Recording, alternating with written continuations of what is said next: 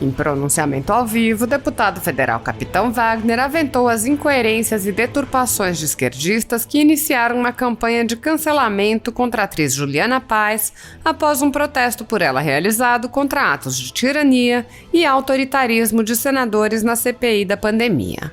O capitão salientou: "Queria me solidarizar com uma pessoa que o Brasil inteiro conhece, a atriz Juliana Paes. Ela está sendo execrada por aquelas pessoas que são contra o governo Bolsonaro. Ela se posicionou de forma muito coerente e veio uma ditadura querendo cobrar da Juliana Paes um posicionamento igual ao de quem pensa diferente dela." Outro sim, o parlamentar frisou: "Que critiquem com argumentos. Não podemos criticar alguém só por pensar diferente da gente." A atriz se solidarizou, inclusive, com as mulheres, as quais estavam sendo vítimas na CPI daqueles que se dizem representantes das minorias. Estão desrespeitando mulheres que pensam diferente deles. No ensejo, o congressista alfinetou as contradições de esquerdistas que criticam manifestações de direita sob o fundamento de que estariam causando aglomerações, mas fecham os olhos para protestos posicionados à esquerda do espectro político. Do mesmo lado, ao criticar aglomerações, precisam criticar também as de esquerda. É muito importante que haja esse bom senso. Assista. Antes de falar do assunto principal dessa live, vai ter uma participação especial hoje, vocês vão se surpreender. Eu queria falar para vocês do quanto é importante ter alguém para cobrar, principalmente nos serviços públicos, né? Quando a gente cobra, a coisa acontece.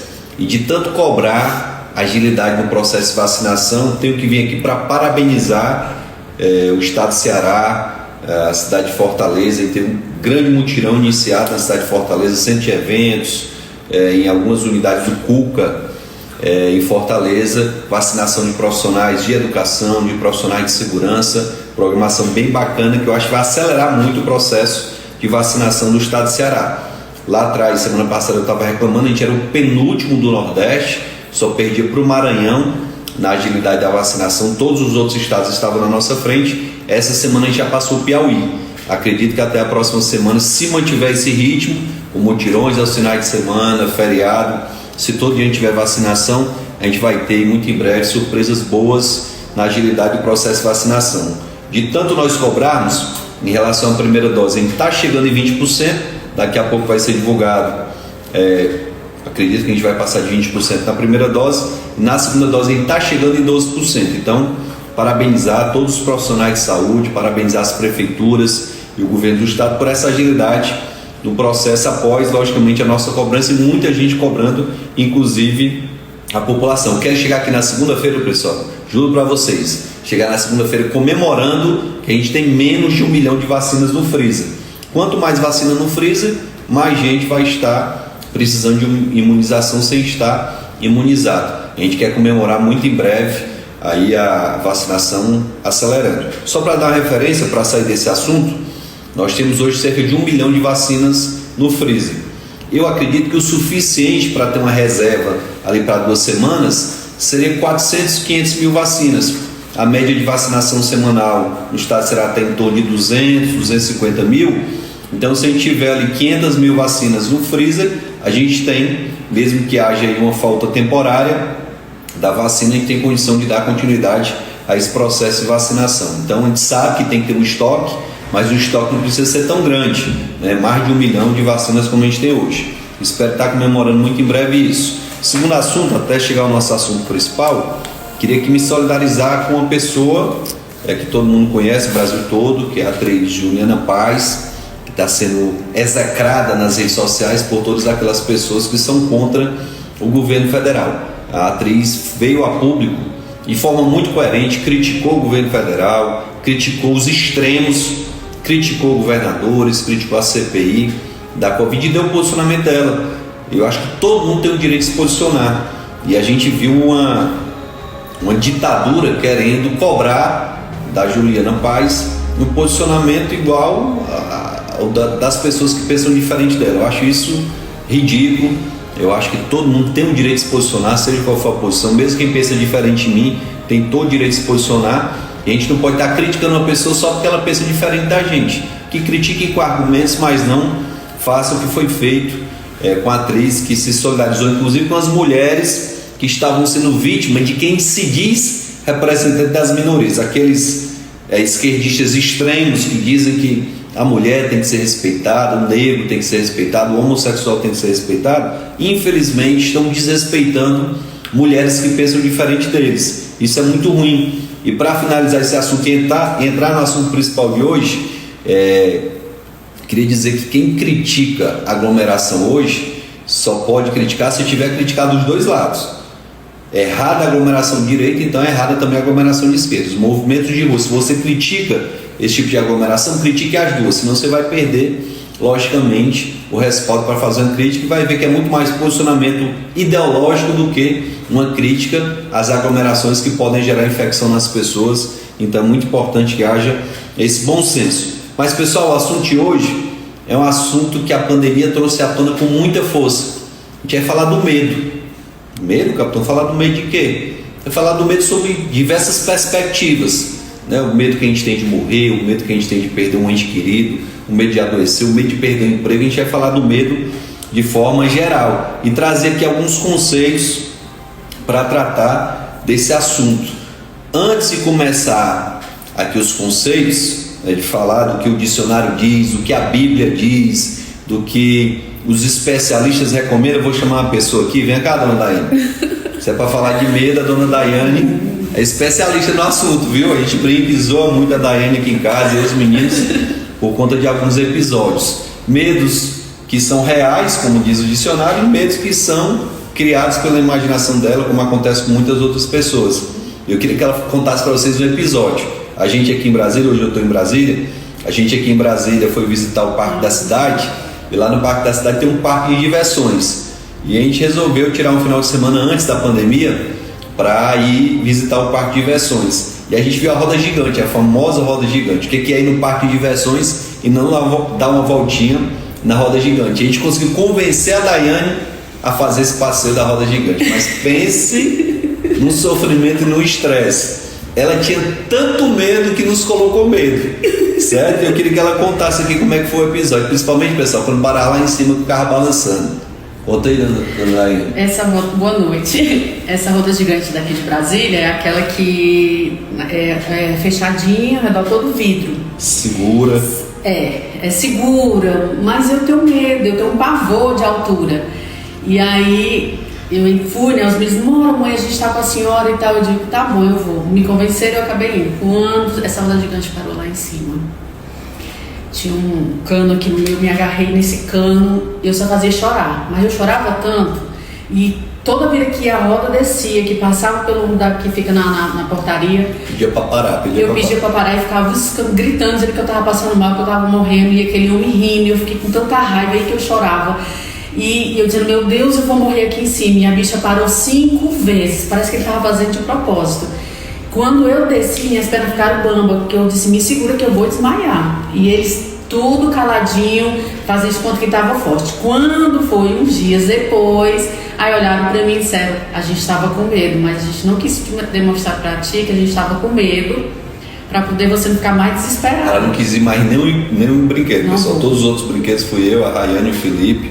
Ela não conseguiu mais se divertir. Teve um outro episódio que esse foi mais traumático ainda, porque foi no simulador. A gente estava no simulador do Harry Potter, e muito bacana, simulador muito real, e ela tem um pavor de aranha, pessoal. Você não tem noção quanto ela tem medo de aranha. Aqui em casa cada um tem medo de um bicho, né? A Rayane tem pavor de gato, é coisa da infância. O Felipe tem pavor de réptil. Se ele vê um calangozinho, já a loucura. Eu não gosto de rato, para não dizer que eu não tenho medo, não, eu dizer que não gosto. Tenho medo de rato, e ela de aranha, pavor de aranha. E no meio do passeio do simulador do Harry Potter, a gente parou, você não sabe o tamanho da aranha, gigante, pessoal. Lógico, uma aranha montada lá do estúdio, e ficou ela com o olho fechado. Ela fez o passeio quase todo com o olho fechado, e a gente desesperado, pedindo para ela não abrir os olhos, porque se ela vê aquela aranha daquele tamanho, o desespero ia ser grande. E tu abriu o negócio nos olhos?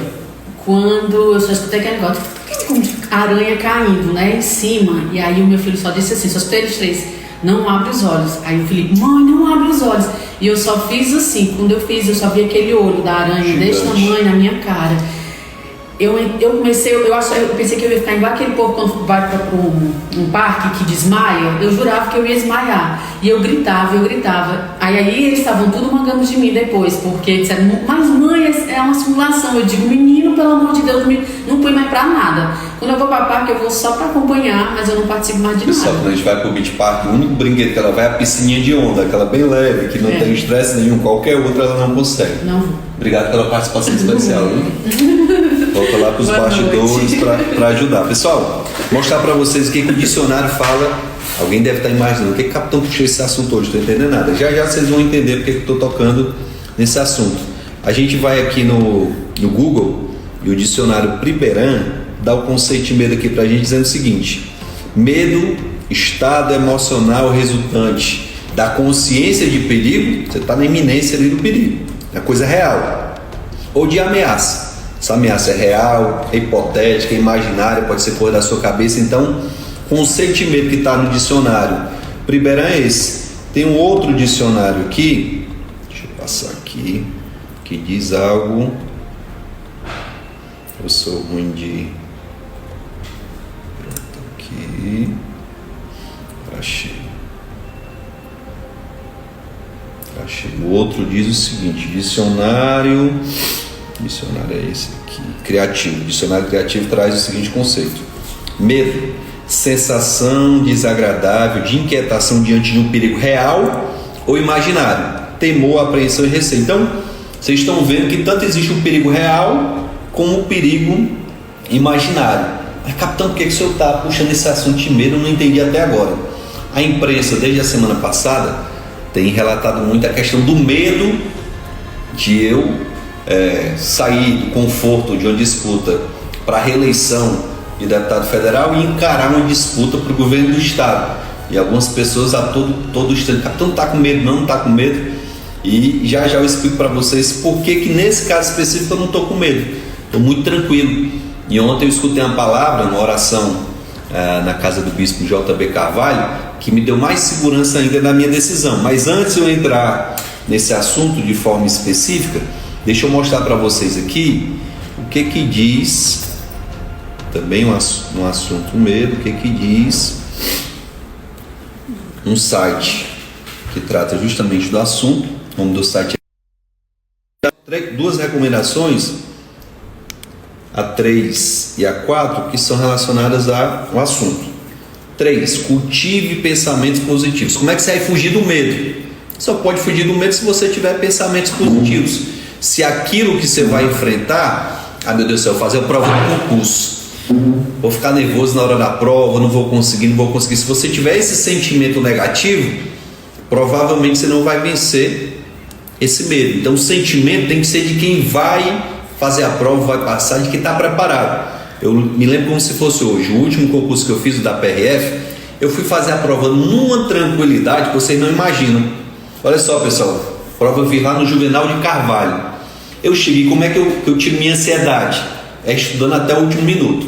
Eu estava lá tentando memorizar algumas fórmulas de física, porque há muito tempo eu não via física, e ia cair física na prova.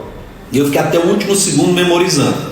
Quando não podia mais, conta abaixo, quando não podia mais, eu guardei os livros e fui fazer a prova com a consciência do dever cumprido. Resultado, pessoal, para a honra e glória do nosso Senhor Jesus Cristo, tirei primeiro lugar no concurso. Fui fazer a prova com a consciência que eu tinha cumprido o meu dever, pensamento positivo, com vontade realmente de ter aquela vitória. Então, você tem que cultivar pensamentos positivos. Se ficar com negativismo, você não vai avançar. O site diz o seguinte: o segredo é confiar em si mesmo. Olha só, confie em si mesmo e atrás do suporte necessário para ultrapassar os seus medos e impedir que eles dominem a sua vida. Se você deixar o medo tomar de conta, como a Daiane deixou aí no caso do parque, aí a coisa tende a não avançar. Então você não pode deixar aquele receio, aquele medo dominar a sua vida completamente. Você tem que pensar positivamente, vai dar certo e a coisa acaba acontecendo. Bora lá. Pessoal, quando eu fui candidato a primeira vez, eu enfrentei uma batalha gigante. Existia uma briga muito grande entre praças e oficiais da Polícia Militar, e naquela época a minha principal bandeira era essa. A gente conseguiu quebrar aquela discussão, aquela raiva, aquele rancor que existia entre praças e oficiais. A gente teve uma grande adesão na campanha e o resultado foi maravilhoso. Na campanha seguinte, eu já fui o vereador mais votado da história de Fortaleza. A nossa perspectiva era de ter um resultado maravilhoso, só que ele foi além das nossas expectativas. A gente imaginava sim em estar ali como o mais votado daquela eleição, só que eu fui o mais votado da história. Quando veio a eleição seguinte para deputado estadual, mais votado para a história de novo. Para deputado federal, uma vitória como mais votado. Então, quem já conseguiu ter esses resultados positivos tem como referência. Para aquelas batalhas, eram batalhas contra o dinheiro, contra o poder econômico, contra ferramentas e armas que a gente não tinha. E quais eram as ferramentas e armas que a gente tinha? A nossa palavra, a fé, o trabalho, e o resultado foi maravilhoso. E é nessas ferramentas que a gente está acreditando para essa batalha que está por vir. Ponto 4 aqui do site Vitude. É justamente o que eu acabei de falar. Ressalte as suas vitórias. É um comportamento muito comum dar destaque apenas às perdas e derrotas. Ora, se eu fosse uma pessoa que me lamentasse mais, eu ia me apegar à primeira eleição que eu não venci, fiquei como suplente. Ia me apegar à derrota que eu tive na eleição para prefeito de Fortaleza, mas eu estou me apegando ao resultado positivo. O que eu fiz ali que me deu resultado positivo? Então eu vou repetir na eleição seguinte. Então, para deixar muito claro esse posicionamento, para que a gente possa aqui concluir com os conceitos, e para eu finalizar a nossa live, que eu não vou fazer a live muito longa, mas para concluir aqui os conceitos, eu fui lá, depois do que aconteceu ontem, depois isso ficou muito na minha cabeça, a palavra que o bispo deu ontem, e o bispo falava muito que Deus nos dá missões que a gente não tem capacidade de realizar sozinho, justamente para ele provar que com ele nós somos capazes de vencer qualquer desafio. A gente pode até lembrar, pessoal, historicamente, bora puxar para o cenário nacional. Quem imaginava que um metalúrgico poderia se transformar o presidente da República? E aconteceu. Quem imaginava que um deputado do baixo clero poderia se tornar presidente da República? E aconteceu. Quem imaginava lá atrás em Fortaleza que Maria Luísa podia ser prefeita da cidade? Quem imaginava que a Luiziane ia ganhar aquela eleição, que o próprio PT estava contra ela? Já aconteceu muita coisa na política e surpreendeu de forma positiva. Então, vou puxar aqui para vocês, desde ontem eu estava pensando em conversar com vocês, espera aí, vou me inspirar e vou buscar na Bíblia o que ela trata, o que ela fala em relação a medos. E fui lá para a Bíblia para fazer essa busca e encontrei o seguinte, lá em Timóteo, 2 Timóteo de 1, capítulo 1, 7, diz o seguinte: porque Deus não nos tem dado espírito de covardia, mas de poder, de amor e de moderação. Tem várias traduções da Bíblia, você vai encontrar traduções diferentes em 2 Timóteo, capítulo 1, versículo 7. Mas basicamente ele fala dessa covardia, desse medo. Olha só, porque Deus não nos tem dado espírito de covardia. Realmente Deus nos dá desafios para que a gente vença qualquer medo. Covardia não combina com Deus, não combina com a vitória. Ele nos dá poder, ele nos dá amor e nos dá a moderação. Lá em Filipenses, capítulo 4, versículo 6, não andeis ansiosos de coisa alguma. Em tudo, porém, sejam conhecidas diante de Deus as vossas petições, pela oração e pela súplica, com ações de graça. Escutei do bispo ontem que esse nosso ato de orar e pedir as coisas a Deus é um ato muito mais de, como é que eu posso dizer, de você confirmar o que você quer, do que um ato que vai fazer com que Deus lhe ajude. Deus quer nos ajudar de toda forma, agora a gente tem que fazer por onde? A mesma coisa de tu querer ganhar na Mega Sena sem jogar. Como é que tu vai ganhar na Mega Sena sem jogar na Mega Sena? Tu tem que, para conseguir a vitória, tu vai ter que jogar. Eu me lembro de uma história que diz que o cidadão estava lá na enchente, a água chegou na canela, aí chega lá o bombeiro: bora, meu irmão, vem aqui para lhe salvar, bora que eu vim aqui lhe salvar. E o cara diz: não vou sair daqui não, porque Deus é meu pastor, ele não vai faltar, ele vai me livrar disso aqui. A água está chegando na cintura, aí vem lá o bombeiro com a canoazinha: bora, meu irmão, o negócio já está na tua cintura, bora que tu precisa sair. Não, Deus vai me salvar, Deus vai me salvar. A água está chegando no pescoço, lá vem um botezinho com o pessoal do bombeiro, da Defesa Civil querendo salvar. Ele: não sai daqui, não tem quem me tire daqui. que Deus vai me salvar. E de fato o cara insistiu, não saiu de lá, acabou morrendo. Quando chegou no céu foi cobrar: mas meu Senhor, eu confiei tanto em Ti, eu tinha tanta fé que o Senhor ia me salvar e o Senhor não me salvou. E a resposta foi: te mandei 3 ajudas e tu não quis. Lógico que tudo acontece com a permissão de Deus. Então a gente precisa acreditar que Deus está do nosso lado justamente para nos salvar. E por fim, pessoal, Filipenses capítulo 4 versículo 7: e a paz de Deus, que excede todo o entendimento, guardará o vosso coração e a vossa mente em Cristo Jesus. Ou seja, se você estiver com Cristo, se você acreditar nele, se você entender que Ele é quem vai conduzir a sua vida, você permite que Ele conduza. E não adianta dizer que eu tenho fé em Deus e ficar ali duvidando das coisas e do poder de Deus. Deus já foi na minha vida gigante, já fez muita coisa que a gente não imaginava. Quem imaginava eu ser um capitão da polícia lá do João 23, me tornar a referência política que a gente se tornou hoje no Estado de Ceará. Eu acredito tudo isso a Deus, e logicamente ao nosso trabalho, a nossa fé, a nossa dedicação, a nossa equipe. Deus colocou pessoas maravilhosas ao meu redor, e foi por conta disso que a gente alcançou tantas vitórias. E a cada dia que passa eu me dedico mais à palavra do Senhor e me dedico mais a conhecer o que Deus pode fazer nas nossas vidas. Vou finalizar com um conceito que o bispo JB Carvalho nos deu durante a oração. Eu não esqueci aquilo, ficou na minha cabeça e até hoje eu estou lembrando. Olha o conceito maravilhoso. Eu não sei se o bispo leu em algum canto, se foi coisa que ele criou. Ele é escritor, é uma pessoa extremamente conceituada, estudioso da teologia, é uma pessoa que quem conhece se encanta pelo dom da oratória e o dom da palavra que ele tem. E ele deu um conceito muito simples para o medo. Olha o que ele disse que era medo. Medo é a fé que você tem no seu inimigo. Olha que coisa bacana. Eu estou com medo porque eu acho que o meu inimigo vai me prejudicar. Estou com medo porque eu acho que o meu inimigo é maior do que eu. Se você entende que do lado de Deus, se você entende que seguindo a palavra, que seguindo as orientações da Bíblia, você é maior porque você está representando ali a vontade de Deus, é Deus que está lhe guiando, aí o céu é o limite. Aí você pode acreditar de fato que você tem capacidade dada por Deus para vencer qualquer desafio. Então era isso que eu queria deixar para vocês esse final de semana. Estou muito empolgado com tudo que está acontecendo, as pessoas mandando muitas mensagens nas redes sociais de motivação, de apoio, de adesão a esse projeto. Eu vim aqui agradecer a Deus publicamente por tudo que Ele tem feito na minha vida, na vida da Daiane, na vida da minha família, na nossa família. A gente passou por momentos difíceis desde o ano passado, desde a eleição de prefeito até aqui, mas com muita alegria, com muita satisfação. A gente está cada vez mais dedicado à palavra, porque a gente sabe.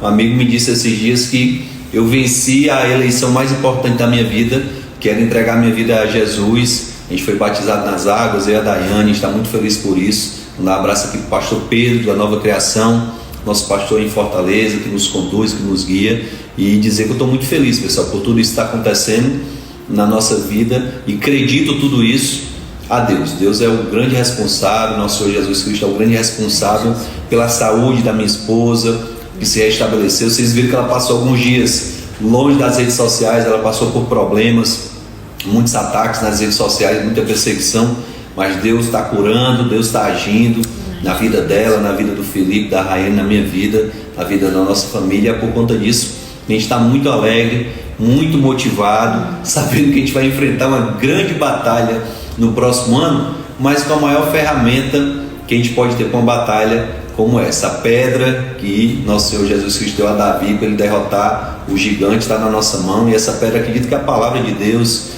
que é você se aconselhar e se cercar de pessoas boas, com boas intenções, pessoas que de fato querem transformar o estado de Ceará, querem fazer desse estado um estado melhor para se viver, com mais segurança, com mais saúde, com mais educação, com mais emprego e renda. E eu acho que Deus está abençoando a cada dia o nosso estado para que a gente possa se livrar dessa pandemia e ter no ano que vem uma festa linda da democracia, onde as pessoas vão escolher seus deputados estaduais, deputados federais, senadores, governador, presidente da República. E espero que façam a melhor escolha possível, que a melhor escolha seja construída através de sinceridade, através de obediência aos princípios cristãos, de obediência a Deus, É isso que a gente espera para o próximo ano. Que Deus nos abençoe. Muito obrigado pela audiência. Espero encontrar vocês em breve aqui, falando de coisa boa, como a gente está falando hoje, falando aí do avanço do processo de vacinação.